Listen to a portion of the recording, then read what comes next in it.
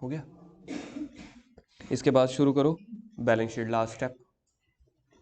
Last step आपका क्या होता है? Balance sheet.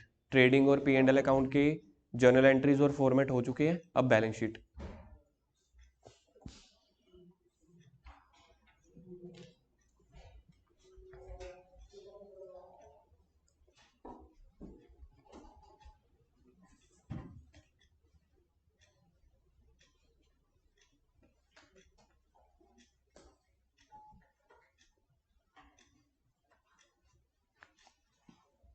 Balance sheet already हमने पता है किस चैप्टर में की थी, किसी को याद हो तो?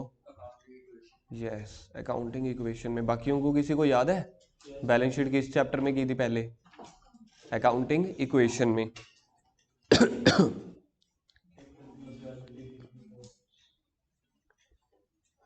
लाइबिलिटीज रुपीज, याद रखना बैलेंस शीट में डेबिट क्रेडिट कभी नहीं होता। डेबिट क्रेडिट वहां पे होता है जहां पे हम लेजर बना रहे हो, अकाउंट। यहाँ पे बैलेंस शीट है। लिखो balance sheet as at 31 March, ये शब्द लिखना जरूरी है, as at. Balance sheet as at. अच्छा, बैलेंस शीट फाइनेंशियल परफॉर्मेंस बताती है कि फाइनेंशियल पोजीशन? पोजीशन मतलब किसी एक दिन पे, तभी यहाँ पे वर्ड यूज किया एज एट। मतलब एक ऐसी शीट बना रहे हैं हम जहाँ पे सबके बैलेंसेस पता लग सके। हमारे पास कैश कितना है, डेटर कितना है, कैपिटल कितनी है। मतलब एक दिन में देखा जाए बिजनेस की वेल्थ पता कर रहे हैं कि 31 मार्च को बिजनेस में कितना पैसा पड़े।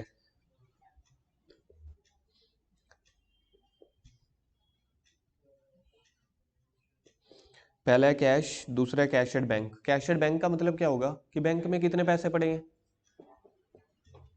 प्लांट और मशीनरी हमारी कितने की बच गई, डेटर्स कितने के बच गए। मतलब उनके बैलेंसेस लिख रहे हैं बस बिजनेस में के।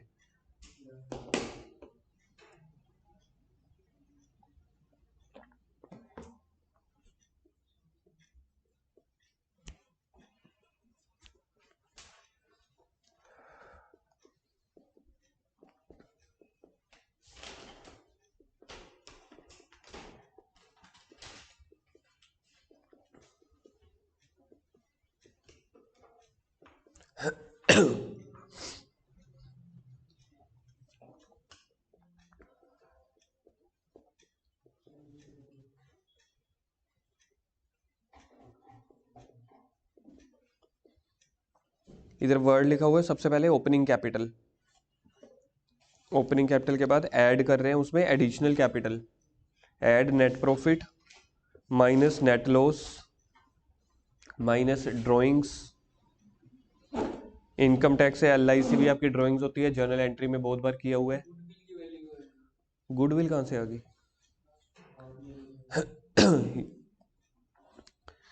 गुडविल की वैल्यू ये होती है जब आप कोई सस्ता बिजनेस महंगा खरीद लेते हो।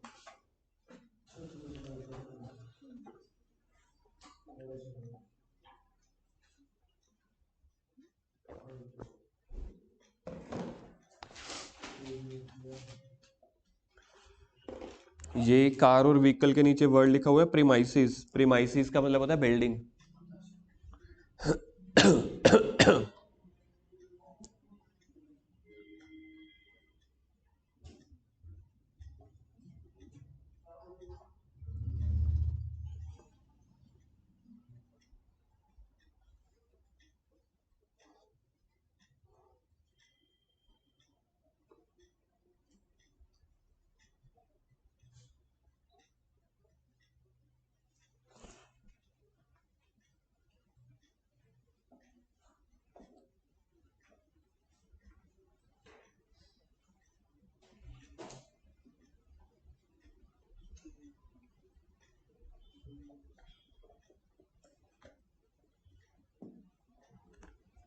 कोई वर्ड ना समझ आ रहा हो पूछ लेना।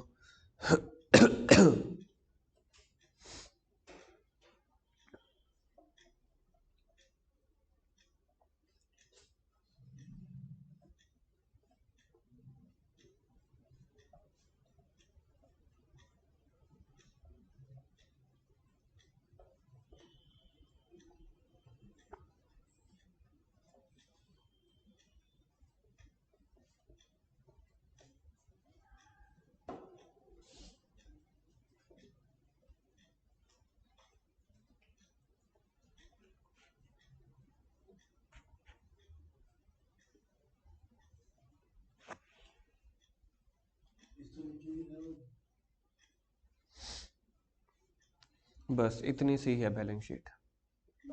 बस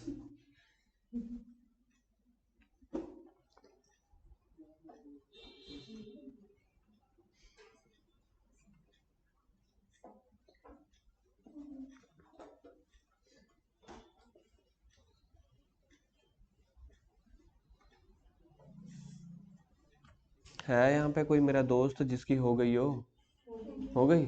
चलो।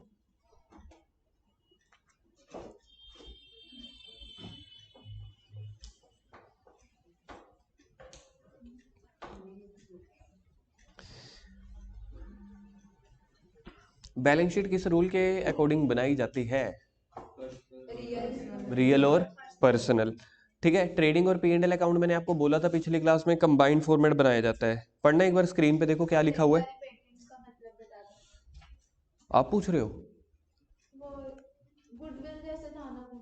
पेटेंट का मतलब होता है जब हम अपने कोई डिजाइन रजिस्टर्ड करवा लेते हैं गवर्नमेंट के पास। जैसे कोका कोला ने अपनी बोतल का पेटेंट करवाया हुआ है, ठीक है। आईफोन वाले अपने मोबाइल के डिजाइन को पेटेंट करवा लेते हैं, मतलब भारी भरकम फीस दे के ना, ताकि उस डिजाइन को कोई चुरा ना ले। तो वो एक तरह से हमारी एसेट है। कॉपीराइट वर्ड यूज किया जाता है अपने लिटरेचर के लिए। जैसे मैंने बुक लिखी, अब अगर मैंने कोई डिजाइन बनाया, कैमरे का डिजाइन बनाया, मैंने ये कप का डिजाइन बनाया, इसका कॉपीराइट नहीं होता। कॉपीराइट होता है इसका मोंगिया कॉमर्स एकेडमी। जब कोई नेम्स होते हैं उनका कॉपीराइट कराया जाता है, जब कोई डिजाइन होते हैं उनका पेटेंट करवाया जाता मतलब सेम ही है ना। करवा लेंगे, फीस बहुत लगती है ना इस वजह से। क्या पता मैंने अंदर ही अंदर करवा रखा हो। आजकल सब कुछ ऑनलाइन होता है। वैसे जो ऑफिस है चंडीगढ़ में 17 सेक्टर में। कंबाइंड जो हमारा ट्रेडिंग और P&L अकाउंट बनता है मार्केट में, सॉरी प्रैक्टिकल लाइफ में, वो बनता है कंबाइंड। तभी देखो वर्ड क्या लिखा हुआ है, पढ़ना स्क्रीन पे। आवाज आनी चाहिए यार। Combined trading and P&L account, पढ़ो आगे। Trading and P&L account is prepared combined, that means ये बहुत बार मैंने बता चुका हूं, जहां पे आपका P&L अकाउंट खत्म होता है वहीं से ट्रेडिंग अकाउंट आपका शुरू होता है। सारे नालायक। Trading account ends and P&L account. और मैंने क्या बोला था? आपने बोला था P&L एंड्स, ट्रेडिंग स्टार्ट्स। हाँ सारे कहते हैं हाँ, यस यस। सबसे नालायक कौन? मैं। मुझसे महानालायक कौन? आप। Format trading and P&L account का देखो ऐसे बनता है, इधर देख लो।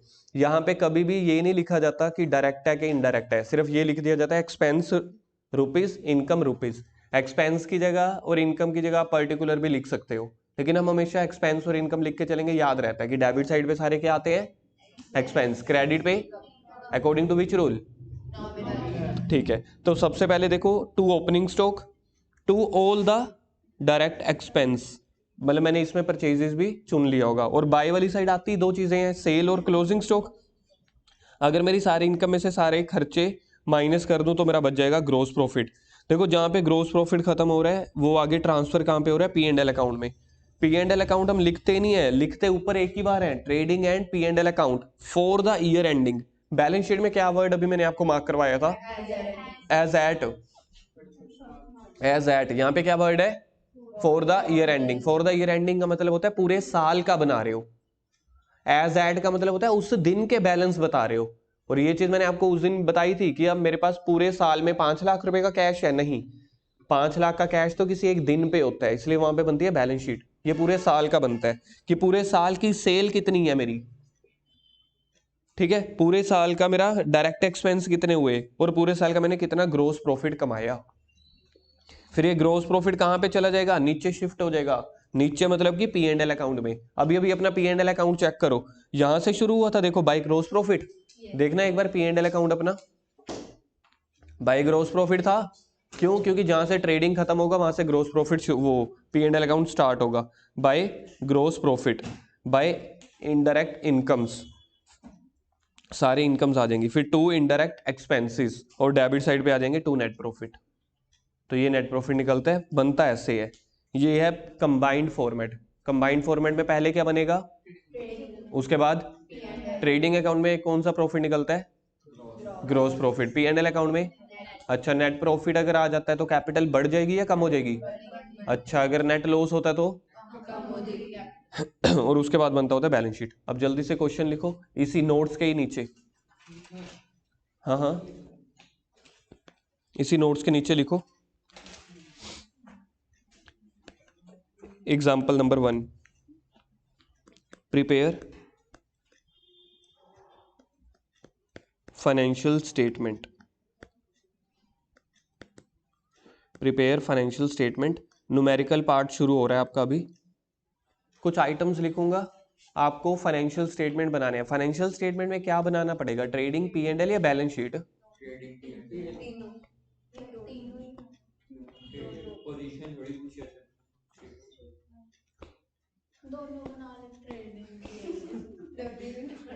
किसको कॉन्फिडेंटली पता है कि क्या बनाना होगा अवनीत? दोनों मतलब trading and P and L? कोई और?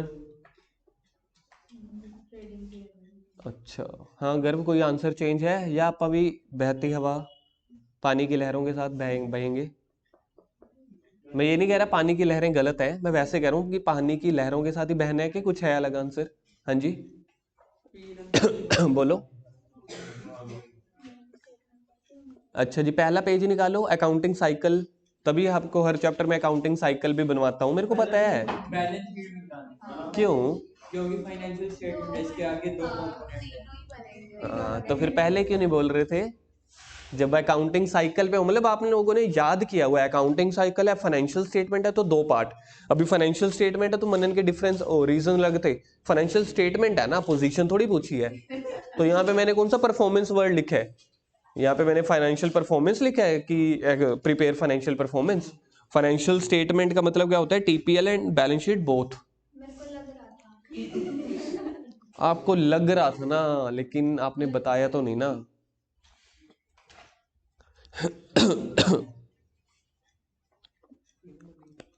लिखो यहाँ पे,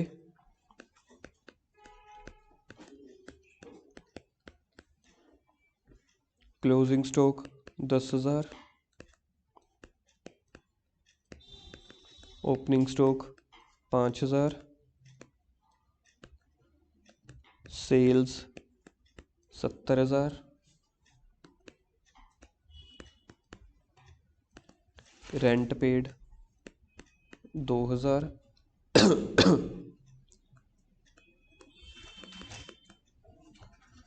चैरिटी गिवन 700,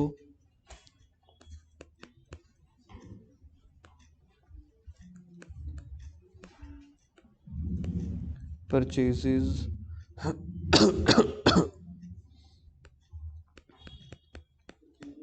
35,000, इंटरेस्ट क्रेडिट 18,000,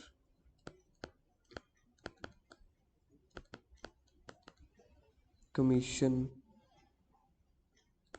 1,000,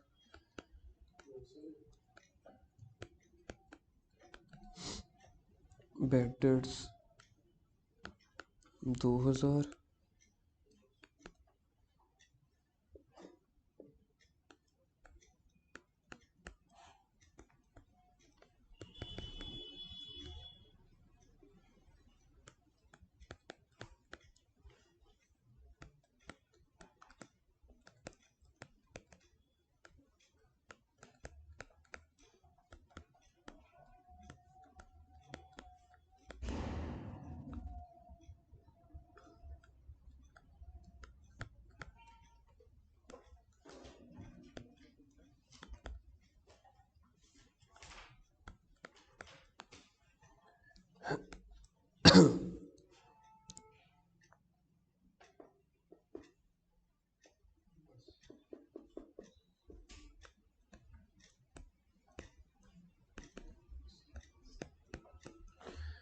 देख लो जी, पहले आइटम्स नोट कर ली सारी।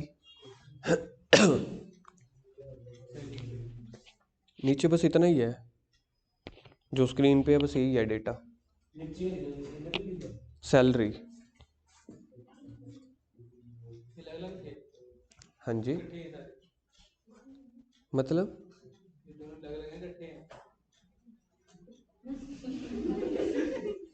नहीं पता चल रहा कट, आइटम्स हैं बस।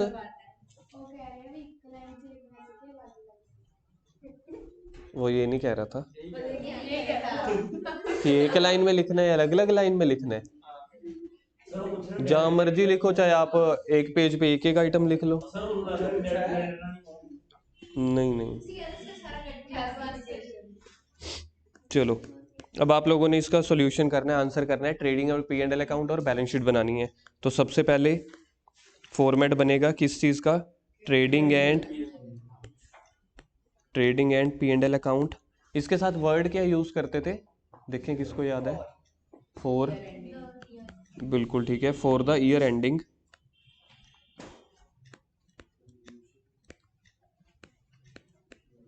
31 मार्च 2000 लिख लो बस। तो इसका फॉर्मेट होता था ऐसे कुछ, इधर डेबिट इधर क्रेडिट।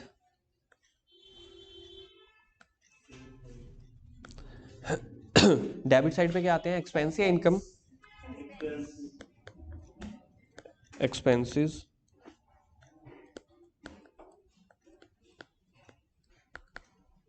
Income rupees.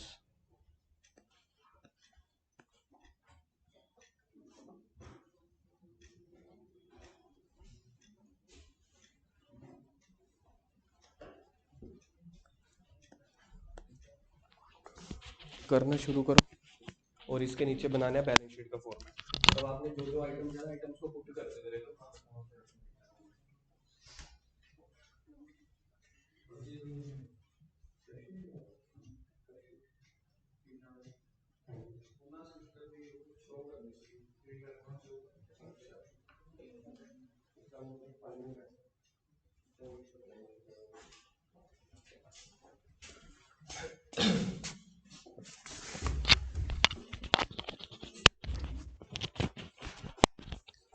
बन गया जी पी एंड एल का डिफरेंस ये। इसके बाद आपका बनना है जी बैलेंस शीट। बैलेंस शीट के साथ क्या वर्ड यूज करते हैं? एज एट 31 मार्च।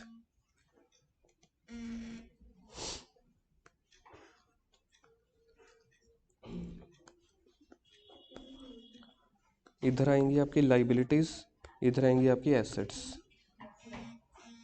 ठीक है।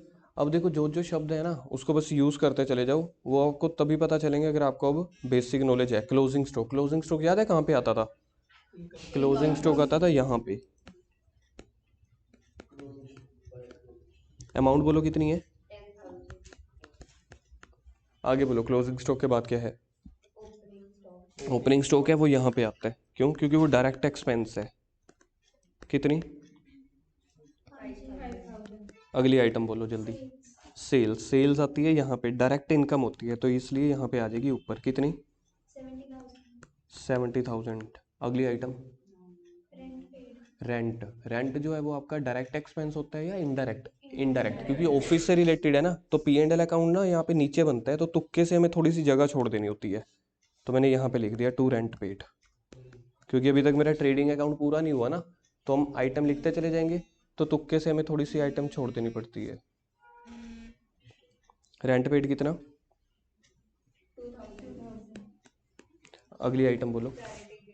चैरिटी जो है डायरेक्ट एक्सपेंस है कि इनडायरेक्ट? इनडायरेक्ट है, वो फैक्ट्री से थोड़ी ना रिलेटेड है, तो यहाँ पे ही आ जाएगी, वो भी पी एंड एल अकाउंट में। कितनी? 700। आगे बोलो। परचेज, परचेज मेरा डायरेक्ट खर्च है तो सीधा फैक्ट्री से रिलेटेड है तो ऊपर आ जाएगा। कितनी? 30। 5000। आगे बोलो। Interest credit. Interest credit. Credit, मतलब इनकम हुई ना, क्रेडिट है तो। और इंटरेस्ट जो है वो मेरी इनडायरेक्ट इनकम होती है। डायरेक्ट इनकम तो होती दो है, तो दो की दो आ गई, अब यहाँ पे नीचे आ जाएगी बाय इंटरेस्ट। कितना? 18,000। आगे नेक्स्ट आइटम क्या लिखा हुआ है? कुछ लिखा हुआ है? कुछ नहीं लिखा होता तो इसको खर्चा मानते हैं। और कमीशन क्या मेरा फैक्ट्री से रिलेटेड है? नहीं, ऑफिस सेल से रिलेटेड है ना, तो सेल वाले खर्चे यहाँ पे आते हैं नीचे, टू कमीशन। अमाउंट बोलो। 1000। आगे बैड डेट्स, मैंने सेल की होगी तभी तो मेरे पैसे मर गए। बैड डेट्स का मतलब क्या होता है? पैसे मर जाना, तो सेल से रिलेटेड खर्चे आइए, तो टू पी एंड एल में आएगा ये भी, टू बैड डेट्स। कितना?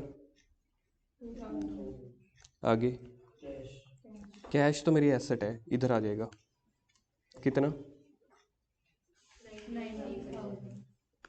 आगे कैपिटल यहाँ पे आ जाएगा लाइबिलिटी में, लेकिन लिखना इधर है जैसे मैं लिख रहा हूँ, क्योंकि अभी इसमें मेरे को ऐड नेट प्रॉफिट भी तो ऐड करूँगा ना मैं, जो बिजनेस का प्रॉफिट कमाऊंगा। आगे क्रेडिटर्स हैं तो इधर आ जाएंगे, लाइबिलिटी है कितने हैं, आगे वेजेस, वेजेस जो है मेरा डायरेक्ट एक्सपेंस है तो ऊपर आएंगे, फैक्ट्री से रिलेटेड है कितने, नेक्स्ट सैलरी, सैलरी आएगा तो इनडायरेक्ट खर्च है तो वो यहाँ पे आएगा नीचे, वेजेस है तो ऊपर, सैलरी है तो नीचे, कितना वेज सैलरी कितना, उसके बाद डेटर्स मेरी एसेट होती है, डेटर्स मेरी एसेट है तो यहाँ पे आएगा कितना,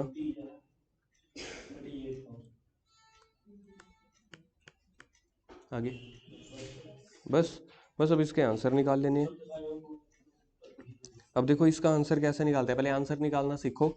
सबसे पहले ट्रेडिंग अकाउंट का आंसर, क्रेडिट साइड का टोटल करो कितना हो गया, 80,000, तो जो ज़्यादा है उसको लिख लेना होता है, 80,000 का टोटल इधर भी लिख दिया इधर भी, तो उसमें से ये खर्चे माइनस कर दो सारे, तो आ जाएगा ग्रोस प्रॉफिट। 80,000 में से ये खर्चे माइनस कर दो, 35 और 5 40, 43, 37,000 आ जाएगा।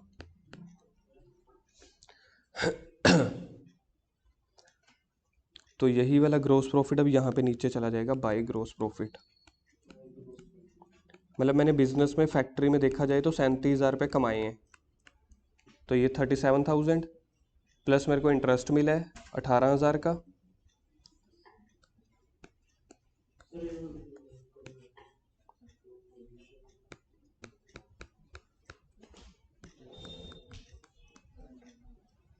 ये 37,000 इधर आ गया था, 53,000,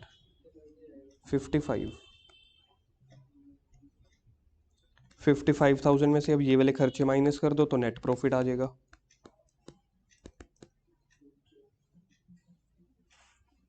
चार दो 6, 7, 7 और 2 9, 9300, 10,000, 45,300 मेरा नेट प्रॉफिट है। ठीक है, ये कैसे निकाला था, ये दोनों में से 55,000 में से ये सारे माइनस कर दिए थे, तो मैंने बिजनेस का प्रॉफिट निकाल लिया, नेट प्रॉफिट। पहले ग्रोस प्रॉफिट निकाला, करते कैसे हैं, इनकम में से एक्सपेंसेस माइनस कर दो। अब ये वाला जो नेट प्रॉफिट है ये यहाँ पे कैपिटल में ऐड कर देते हैं। याद है मैंने एग्जांपल बोली थी सब्जी मंडी वाली, 1,000 रुपये लेके गया आलू टमाटर लिए, ठीक है, 400 रुपये कमा के आया, तो यही इसने 70,000 लगाए, 45,300 पे प्रॉफिट कमा लिया, तो इसकी क्लोजिंग कैपिटल कितनी हो गई, 70,000 प्लस जो इसने प्रॉफिट कमाया।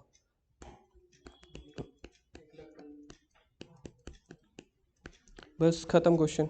ये अभी आपका मैच नहीं करेगा, इसको ऐसे छोड़ देना क्योंकि अभी मैंने डाटा पूरा नहीं लिया था।